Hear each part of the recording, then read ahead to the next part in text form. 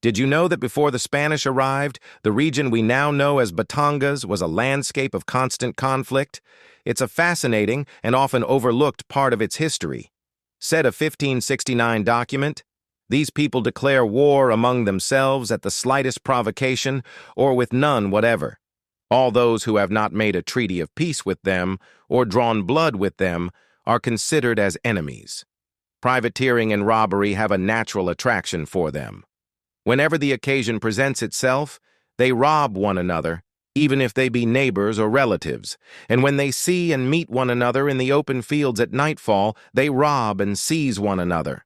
That may sound regrettably familiar to those of us in the present day, but the truth has always been that conflict is part and parcel of the Filipino character.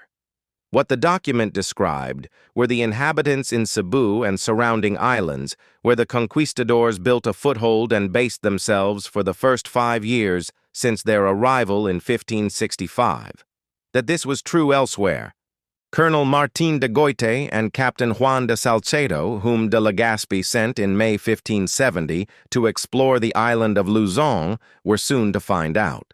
With de Salcedo having caught up with de Goite in the town of Balayan, albeit injured by a poisoned arrow after his party had been ambushed whilst attempting to explore a lake called Bombon, presently Tal Lake, the Spaniards had to ponder their next moves in their goal of reaching Manila. The Spaniards were detained in Balayan for a period of 3 to 4 days, as the natives, with whom de Goite had established convivial relations, tried to give him small installments of impure gold, probably as a tribute. The Spanish expeditionary party had been receiving tributes from towns and villages, where they stopped on the way to Manila since sailing from Panay on the 8th of May, 1570. Unable to delay his trip to Manila any longer, de Goite decided to leave Balayan after receiving reassurance from the locals that the promised amount, likely of gold, would be completed and collected on his way back to Panay from Manila. However, local chiefs of Balayan expressed the desire to accompany him and his party on their way to Manila. They were thus joined by 7 or 8 more Paraos from Balayan. This had less to do with helping de Goite and company reach their objective, and more to gain revenge on the natives of coastal communities along the way, with whom they had a score to settle. These coastal communities were referred to as Tulayansi in a narrative of the voyage to Luzon. But other references call the same place Tulayan, or just Tule or Tuli. Earlier, a vessel from Balayan returning home from Manila laden with merchandise had been driven by a storm to Tule. Instead of extending hospitality, as might have been expected, to the vessel's crew, the natives not only stole the goods on the vessel, but also killed 2 members of the crew and displayed their heads on stakes.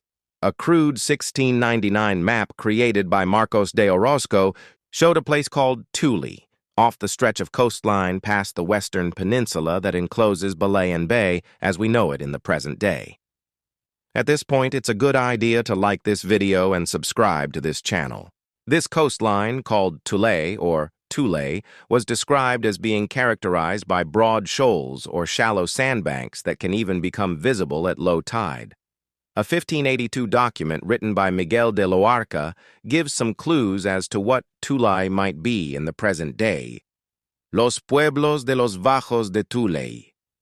Did he mean bajas instead of bajos, in which case the phrase translated could have meant the lowlands or flatlands of Tule.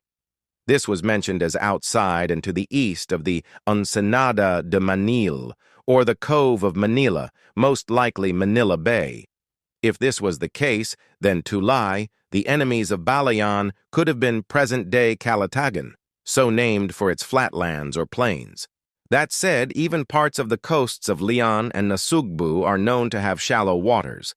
Indeed, in de Orozco's crude map, the name Tule is written closer to what ought to be present-day Nasugbu than present-day Calatagan. Perhaps the entire coastline extending from present-day Calatagan all the way to Nasugbu is what used to be called Tule or Tulayan. At any rate, as de Goite's Manila-bound party, joined by several Paraos from Balayan, neared the waters off Tule, 2 more Paraos flying white flags approached. Those on board declared that they were natives of that coast, and that 3 towns, which could be seen with the naked eye, wished to be friends and to pay tributes.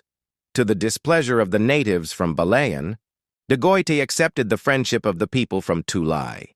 However, he told the 2 opposing parties that he had come to make friends with everyone. He added that his friends should have no differences between themselves, that in case they did, it would be right for them to go to the Spaniards for the settlement of them, and that the one breaking with the other would be considered as enemy of the Spaniards. Both parties agreed to abide by de Goiti's decision, even if obviously the theft of Balayan's merchandise and killing of its men had to be left unavenged. The master of camp instructed the natives from Tulay to prepare the tribute they promised, so that he might pick these up on his return from Manila. The Spaniards, wary of the shallow waters of the shoal and probably anxious to push on to Manila after hearing from the natives that it was so close, stayed only overnight off Tulay before pushing on early the next day to attain the objective of their expedition.